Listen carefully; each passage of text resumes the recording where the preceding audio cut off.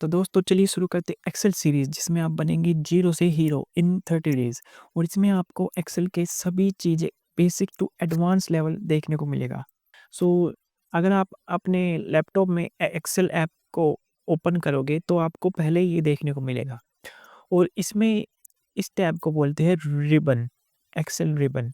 और इसमें आपको बहुत सारे टैब्स देखने को मिलेंगे, जैसे होम टैब जो बेसिक एडिटिंग के लिए काम में लिया जाता था, जैसे कि कॉपी पेस्ट और बेसिक फॉर्मेटिंग करना।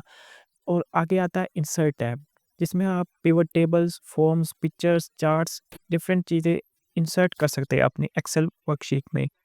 उसके बाद आता है शेयर ऑप्शन जिसे आप अपनी एक्सेल फाइल को किसी फ्रेंड्स या कंपनी में किसी को शेयर कर सकते हैं। उसके बाद आता है पेज लेआउट जिसमें आप अपने पेज का लेआउट सेट कर सकते हैं। उसके बाद आता है फॉर्मूला टैब जिसमें आप बहुत सारे सम, फाइनेंशियल, लॉजिकल फंक्शंस को यूज़ कर सकते हैं। उसके बाद आता है डेटा टैब जिसमें आप डेटा टैब की फॉर्मेटिंग कर सकते हैं, शॉर्ट फिल्टर लगा सकते हैं। उसके बाद आता है रिव्यू टैब जिसमें आप कमेंट्स, स्पेलिंग चेक्स और डिफरेंट तरह की चीज़ें कर सकते हैं। और इसमें आप अपनी वर्कशीट को प्रोटेक्ट भी कर सकते हैं यहाँ से। उसके बाद आता है व्यू टैब जिसमें आप अपनी वर्कशीट का view, grid lines, headlines, formulas, बार इनको सेट कर सकते हैं। तो दोस्तों एक्सेल में जब आप एक्सेल बुक ओपन करोगे तो आपको ये देखने को मिलेगा और इन्हें बोलते हैं कॉलम्स। और आपको बहुत सारे कॉलम्स देखने को मिलेंगे। तो दोस्तों स्टार्ट करते हैं एक्सेल को सीखना। तो अगर आप एक्सेल की अपनी वर्कबुक को ओपन करोगे तो आपको यहाँ पर बहुत सारे कॉलम्स देखने को मिलेंगे। ये जो वर्टिकल लाइन्स हैं इन्हें कॉलम्स कहते हैं और ये आपको बहुत सारे देखने को मिलेंगे। अगर आप आगे बढ़ते जाओगे तो आपको बहुत सारे कॉलम देखने को मिलेंगे।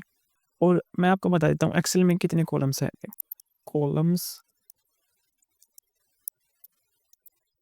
एक्सेल में आपको करीब 16,384 कॉलम्स देखने को मिलेंगे। उसके बाद ये जो नंबर्स फॉर्मेट में दिया गया ये होती है रो। जैसे कि हम 7th रो में हैं और हमने अब 5th रो को सिलेक्ट कर लिया। तो एक्सेल में आपको रो कितनी देखने को मिलेगी, गैस कीजिए दोस्तों। एक्सेल में आपको 10,48,576 रोज़ देखने को मिलेंगी। अगर आप नीचे जाते जाएँगे तो आपको रोज़ आती रहेंगी और ये आती रहेंगी। सो दोस्तों ऐसा तो कर नहीं सकते। चलिए वापस आते हैं। तो एक्सेल में आपको कितनी रो मिलती है? करीब 10,48,576। तो दोस्तों आपको पता चलेगा कॉलम्स हमें एक्सेल में 16,384 देखने को मिलेंगे और रोज़ कितनी मिलेगी? 1 लाख नहीं, 10,48,576। तो दोस्तों जब एक कॉलम और एक रो का इंटरसेक्शन होता है तो उसे बोलते हैं सेल। और ये सेल हमें फ़ॉर्मूलाज़ में बहुत ही काम आएगा। और ये यहाँ पर नेम बॉक्स में आप सेल का एड्रेस भी देख सकते हो, जैसे कि बी कॉलम और सी रो है, तो इस सेल का एड्रेस हो गया B3। तो अगर हम इसमें डेटा ऐड करें तो ये जो डेटा है ये B3 एड्रेस पर ऐड हुआ है। और हर सेल का एक यूनिक एड्रेस होता है, जैसे कि ये सी कॉलम और 7th रो की सेल है। तो दोस्तों ये जो हमने जितना भी डेटा ऐड किया है ये हमने वर्कशीट नंबर 1 पर ऐड किया है। और अगर हम एक और शीट ऐड करनी हो तो हम इस प्लस आइकन पर क्लिक करेंगे और एक नई शीट ऐड हो जाएगी। और अगर हम एक बार और क्लिक करेंगे तो एक और शीट ऐड हो जाएगी। और अगर हम इस शीट का नाम चेंज करना चाहें तो हम इस पर डबल क्लिक करेंगे और इसका नाम रख देते हैं क्लास 1 एक्सेल। ओके कर देते हैं। तो ये देखिए इसका नाम एडिट हो चुका है। और अगर हम इस वाली शीट का नाम ऐड करना चाहें,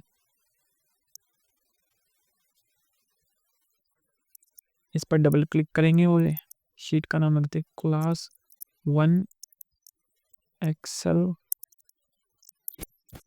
बेसिक्स। सो ये देखिए दोस्तों इसका नाम भी चेंज हो चुका है। और अगर हम इसी शीट को हाइड करना चाहें तो हम इस पर क्लिक करेंगे और ये हाइड ऑप्शन पर दबा देंगे। तो अब देखिए दोस्तों शीट हाइड हो चुकी है। और अगर हमें वो शीट वापस लानी है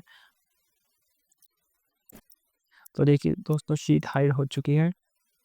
और अगर हम अनहाइड करेंगे तो देखिए दोस्तों शीट अनहाइड भी हो चुकी है। अगर हम इस पर क्लिक करेंगे और इस डुप्लीकेट ऑप्शन पर क्लिक करेंगे तो हमें इसी नाम की एक डुप्लीकेट शीट देखने को मिलेगी। अगर इसमें कोई डेटा होता, जैसे कि अब मैं इसमें डेटा डाल देता हूँ, क्लास नेम जॉन, ऐसे ही मैंने कोई रैंडम डेटा डाल दिया दोस्तों। अगर हम इस पर शीट पर डबल क्लिक करेंगे और डुप्लीकेट शीट पर क्लिक करेंगे तो हमें जो डुप्लीकेट शीट मिलती है उस पर भी सेम डेटा आपको देखने को मिल जाएगा। तो अगर हमें किसी शीट का डेटा डुप्लीकेट करना हो तो हम उसे डुप्लीकेट शीट ऑप्शन पर जाकर कर सकते हैं। तो देखिए दोस्तों यहाँ पर बहुत सारी शीट्स आ चुकी है। तो हम इनमें से कुछ शीटों को डिलीट करेंगे। इस पर क्लिक करके और डिलीट ऑप्शन पर क्लिक करके और हम इसे डिलीट कर देंगे। हमें ये वाली शीट भी नहीं चाहिए, इसे भी डबल क्लिक करके और डिलीट ऑप्शन पर क्लिक करके और इसे भी डिलीट कर देते हैं। इस शीट को भी डिलीट ही कर देते हैं। और देखिए दोस्तों अगर आपको इस शीट का कोई चेंज कलर करना हो तो यहाँ पर देखिए दोस्तों शीट नेम का जो यहाँ पर नेम है वहाँ पर कलर भी चेंज हो चुका है।